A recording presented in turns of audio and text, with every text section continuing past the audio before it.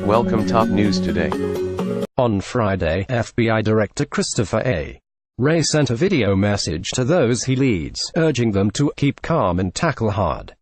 Saul LoebAFPGetty Images In the 109 years of the FBI's existence, it has repeatedly come under fire for abuses of power, privacy or civil rights. From Red Scares to recording and threatening to expose the private conduct of Martin Luther King Jr. to benefiting from bulk surveillance in the digital age, the FBI is accustomed to intense criticism. What is so unusual about the current moment, say current and former law enforcement officials, is the source of the attacks. The Bureau is under fire not from those on the left but rather conservatives who have long been the agency's biggest supporters, as well as the president who handpicked the FBI's leader.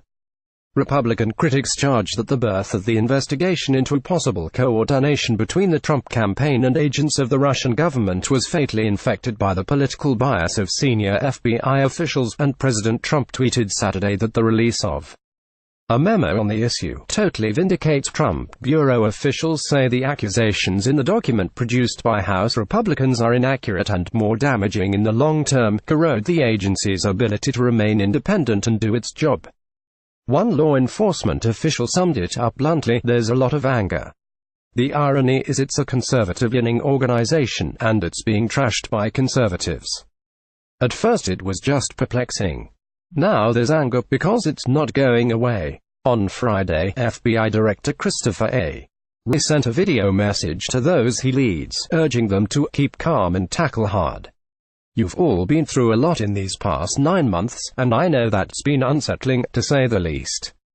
And the past few days haven't done much to calm those waters," Wray said. "So I want to make sure that you know where I stand, and what I want us to do. Most FBI agents see their mission as fundamentally non-political, ferreting out wrongdoing, even when that occurs inside political campaigns or government. For decades, the FBI has been trusted to investigate corruption inside the government, even at the highest levels, including the White House. In the 1970s, the FBI's probe of the Watergate break-in led to the resignation of President Nixon. In the late 1990s, President Bill Clinton came to detest then-Director Louis Freeh, but the distrust did not lead to withering public attacks from the president himself. After the Sept. 11, 2001 attacks, the agency was retooled to focus primarily on preventing terrorism, and public confidence in its work grew. In the past 2 years, however, the probe of Hillary Clinton's use of a private email server while she was Secretary of State and a separate Russia investigation are testing whether the FBI can maintain the trust of Congress, the courts and the country. Wray's vision for leading the agency out of its current predicament is a return to the type of low-profile management favored by former FBI Director Robert S. Mueller III, according to several people who have spoken to him about the current challenges. Wray's predecessor, James B. Comey, was fired by Trump in May amid the ratcheting tensions of a criminal probe into the president's former national security advisor, Michael Flynn. At the time, Trump called Comey a showboat and a grandstander. It makes sense, then, that his successor would want to keep his head down. Wray's defenders say there is a more strategic reason for the new director's approach. By relying on long-standing law enforcement policies and procedures, he believes the FBI can navigate through the current political storms and get back to a position of widespread trust across the political spectrum, according to people familiar with his thinking. "Following established process is important," one person said. "Process can protect us." That approach, though, is a subtle rejection of some of Comey's most controversial decisions. Comey famously held a news conference in July 2016 to announce he would not recommend any criminal charges in the probe of Clinton's use of a private email server when she was Secretary of State. Then in October of that year, less than 2 weeks before the presidential election, he sent a letter to Congress informing them that the FBI was investigating new emails in the case.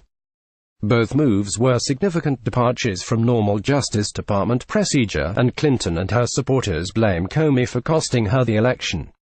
Comey's firing shocked the FBI's workforce. In the aftermath, many employees posted pictures of him at their desks or other workspaces.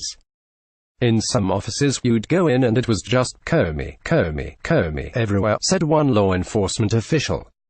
There's still a lot of that, but not as much. The public attacks from the president have diminished morale inside the FBI, according to current and former officials.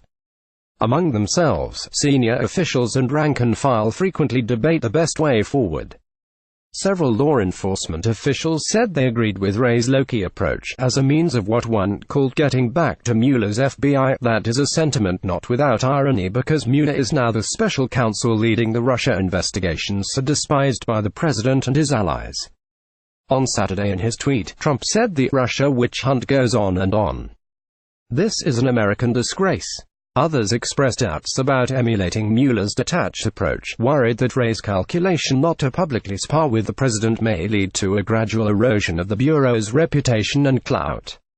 One law enforcement official expressed worry that they might not be able to return to an earlier era because, as he put it, this Pandora's box of politics has been opened, and we may never get rid of it. A HuffPost YouGov poll last month found that 51% of the public say they have a fair amount of trust in the FBI, down 12 points from 2015. Most of that drop was driven by Republicans and independents, the poll found. The so-called Release the Memo campaign, a GOP effort to make public the 4-page document produced by House Intelligence Committee Chairman Devin Nunes-Arcaliffe, alleging surveillance abuses by the FBI, is just the latest salvo in an escalating war on the credibility of federal law enforcement.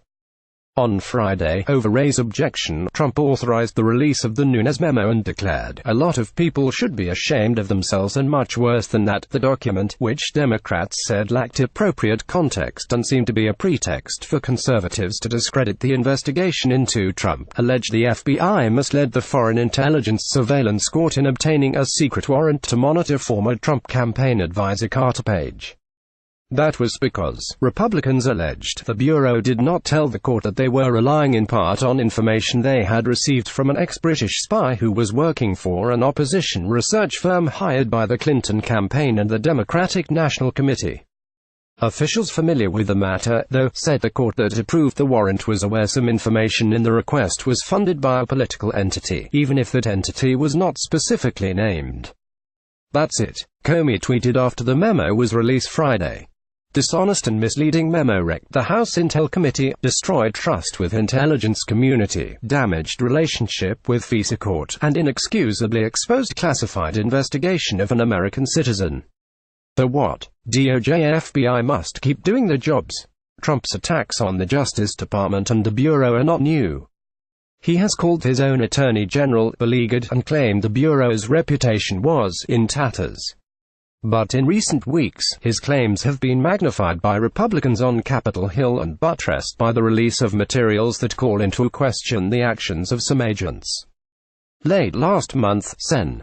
Ron Johnson RWIs said on Fox News there was evidence of corruption, more than bias but corruption, at the highest levels of the FBI, and pointed to texts between two key officials who were once assigned to both the Clinton and Trump probes suggesting a secret society at the FBI. Those messages about a secret society are now widely seen to be a joke, but that has not diminished Republicans' fervor about what they see as malfeasance in federal law enforcement.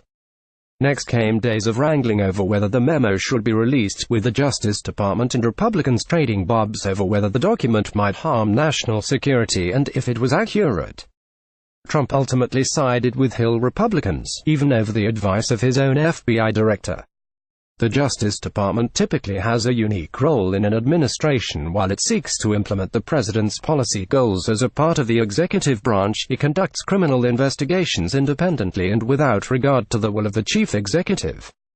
Trump has defied that norm. He asked Comey for a vow of loyalty, then inquired with Andrew McCabe, who replaced Comey after Trump fired him, for whom he voted. The president's approach has scrambled old alliances and created some odd new ones. Privacy advocates, whose mission often centers on trying to rein in what they view as the FBI's overbroad and unchecked surveillance powers, have found themselves defending the agency in the current fight, saying the GOP's claims of privacy abuses lack a factual foundation. For a long time we've had a concern about the process for obtaining surveillance, a warrant to surveil an American citizen, and abuses in that process, said Christopher Anders, Deputy Director of the American Civil Liberties Union's Washington Legislative Office. and with Congressman Nunes's memo raising concerns that there were abuses in that process. Of course that's something that would concern us. The memo itself, though, doesn't prove the case. It doesn't have the kind of evidence in it that you would need to see to say that there was an abuse of that authority. Ron Hosko, a former FBI assistant director, said some of the president's behavior toward the Justice Department and the FBI might do lasting damage.